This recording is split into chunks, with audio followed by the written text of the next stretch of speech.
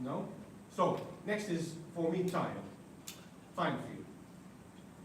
Now, there are two ways of thinking about this. You can think about playing with a metronome, like being really precise, which is important. For me, rather than, I very rarely practiced with a metronome. I practice with records, I practice with play-alongs, of course, but just with a metronome, not really. What I was always thinking about is time feel. Time feel is not really tempo. Time feel is how you interpret the time. And a few years ago, I watched this masterclass by Joe Ovano. It's online, you can search it. And he talks about how he works on his time when he's playing, when he's improvising or practicing tunings. And he talks about, for example, let's take, you're thinking about 1, 2, 3, 4.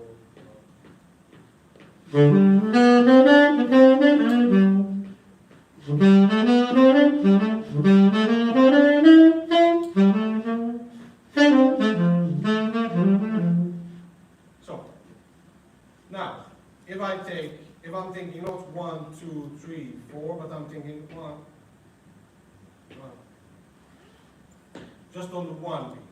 The way I play my phrases, if I'm thinking only about the 1, is going to be very different. You can still do this with a metronome.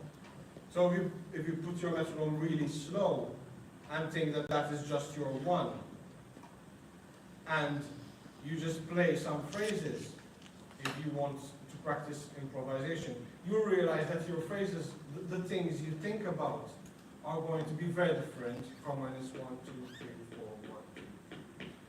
The way I feel is that if I'm thinking 1, 2, 3, 4, I need to leave more space in my phrases.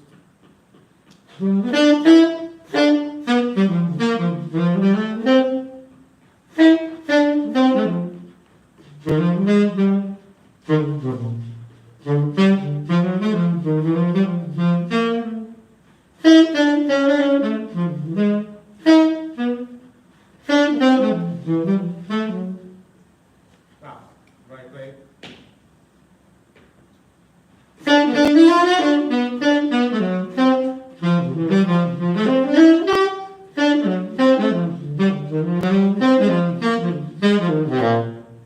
I feel I want to play more. It's like I want to fill that space. So this happens mostly when you're playing with drummers. So the drummer is playing a certain feel, is playing, for example, more behind the soloist. You want to leave a little bit of space. But if it's more, the drummer is doing more open things, less playing, you can be a little bit busier. And you can do this, so for example, practicing on the 4 beats, 1, 2, 3, 4, only on the 1. You can practice on 2 and 4.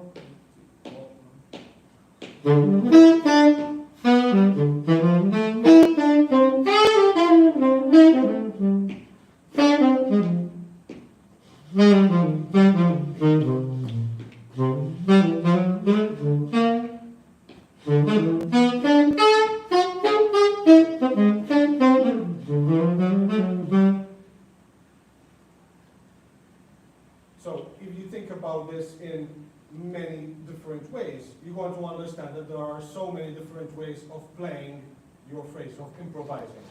And that is a way of kind of not getting stuck in playing the same things. And you can apply this, let's say you have a tune which is AABA, standard form. So you can think, so on the A, when I'm playing, and you're just practicing alone. I'm practicing the form, and I'm practicing improvising over the progression. So I can think on the first day, I'm going to just think 1, 2, 3, 4, 1. And see what happens. On the second day, I'm going to think 2, 4, 2, 4, 2, 4, And then on the B, for example, I'm going to take 1, 2, 3, 4, and see how it develops. So each section is going to feel a little bit different. And it's really important to stress how essential it is to practice things by yourselves, just alone. Because if it's also important to learn tunes with play-alongs and stuff like that, and playing with other people, of course. But when you're alone, you're really thinking about how you sound. That's it, there's nothing else. And that's another way I learn tunes. So if it's a progression that I'm trying to get to know a little bit better, I'm only going to play it alone, solo.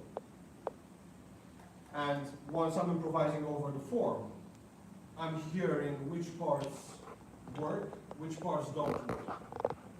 And then I'm going back and see why they don't work and what I want to do differently. If you're playing with other people, which is also important, you might be not thinking that much about how you're playing, what you sound like. Yeah, and does anyone have any questions about time? All right. So, third is technique. Now, there are many, many ways of working on our technique, and for many years I was kind of lost about what I had to do. Until last year, and I took a few lessons with one of the top New York saxophonists. His name is J.D. Allen, and I asked him, I told him specifically, I need to develop my technique, nothing else. And he gave me this system, which is mostly working things out in different keys. Now, it doesn't have to be a whole tune, because everyone says, you have to learn tunes in 12 keys. So it's not really about learning a tune in 12 keys. It's about taking the smallest bits you can and moving that into different keys. So, for example, can we just try it?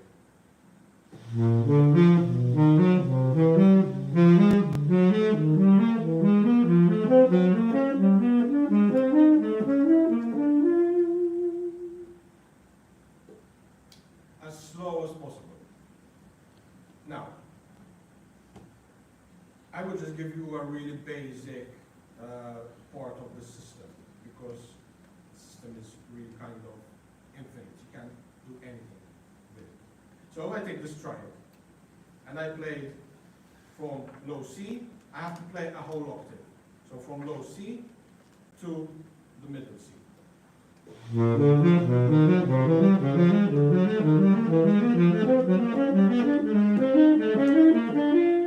So that's ascending, and the triad is also ascending. Now I can play the triad ascending, and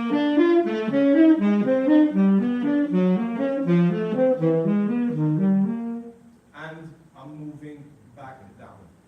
So those are already two exercises.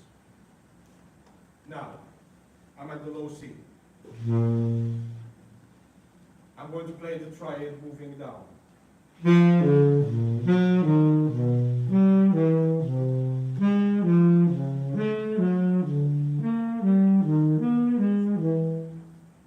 And I'm moving up again. So that's 3. The last one is I'm going to move down, and the triad is moving down.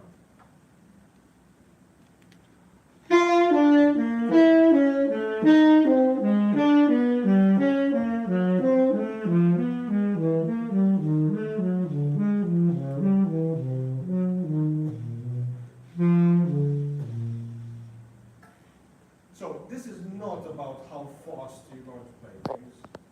It's really what happened to me is that it opened up the way I felt things on the instrument. Transposing for wind instruments is not the same as on the piano or on the guitar.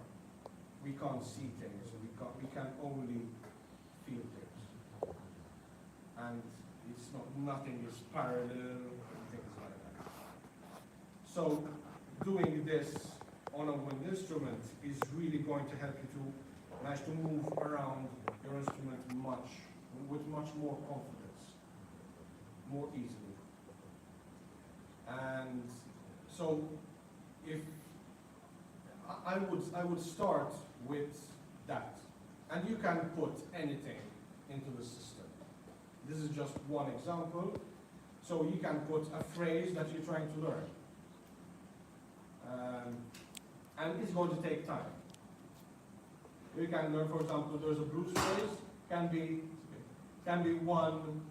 one small bit, the first phrase of a blues tune that you play. And in fact, JDN told me now what I do is, if I'm learning a tune, I don't go through the whole tune and play it in 12 keys. I start with the A, for example, the A part. Or, if it's really difficult, I start with the first 4 bars, or the first 2 bars. And I take that through 12 keys. Once that is done, he moves to the second 2 bars, and then 12 keys. Depends on what the tune is and how complicated it is, how difficult it is to get through it. So I think those are the most important aspects of being musical. I think tone and time have more to do with musicality than technique.